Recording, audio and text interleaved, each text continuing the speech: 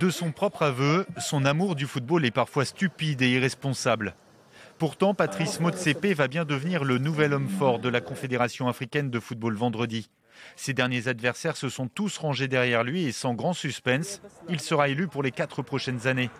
Une Coupe d'Afrique des Nations maintenue tous les 2 ans, maintien du siège de la CAF au Caire, nécessité d'attirer des investisseurs privés. Les principaux points à retenir du projet Motsepe.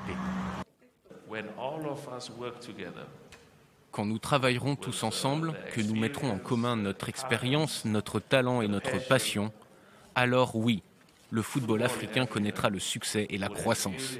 Ce qui n'a pas été le cas ces dernières années. Mais ce projet implique chacun de nous. Rassembler, fédérer, ce qu'a su réaliser Patrice Motsepe dans les affaires. Beau-frère du président sud-africain et père de 3 enfants, c'est un homme discret qui possède la 10e plus grande fortune d'Afrique. Un patrimoine estimé à environ 2,5 milliards d'euros.